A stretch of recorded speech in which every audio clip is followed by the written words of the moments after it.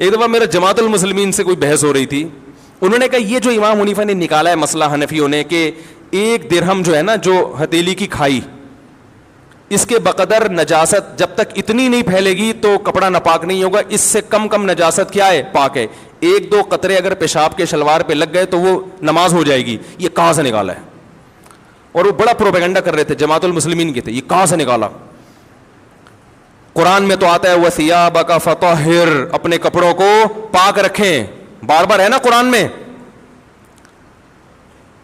الطہارۃ شطر الایمان, اور لا يقبل اللہ الصلاۃ بغیر طہور, حدیث میں تو آتا ہے طہارت کے بغیر نماز قبول ہی نہیں ہوتی. اور یہ کہاں سے نکال دیا 2 قطرے پاک ہیں, یعنی 2 قطرے لگے ہوئے ہوں, تھوڑی سی نجاست لگی ہوئی ہو تو نماز کیا ہو جائے گی؟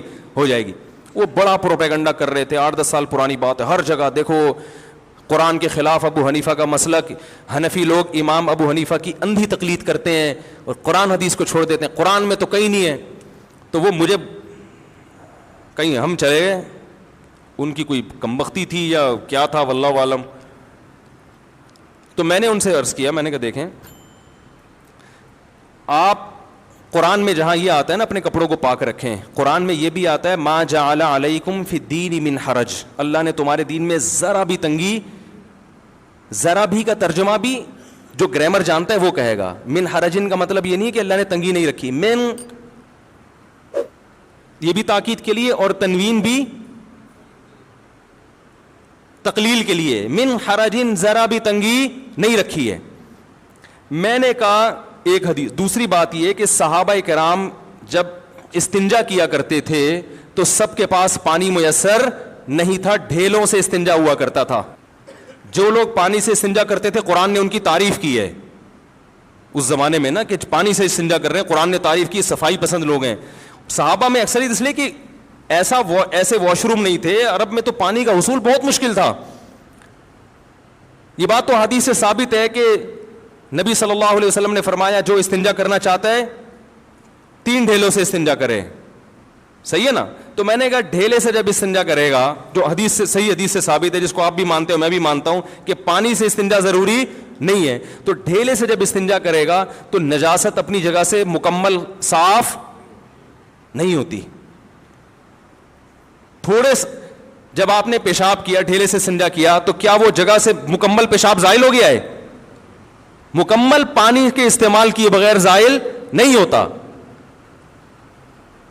تو اب امام صاحب نے کہا کہ قرآن کہہ رہے کہ دین میں تنگی نہیں ہے, اور اتنا اپنے جسم کو پاک رکھنا کہ ایک سوئی کے ناکے کے برابر ٹپکا بھی نہ لگے, یہ پریکٹیکلی ممکن نہیں ہے.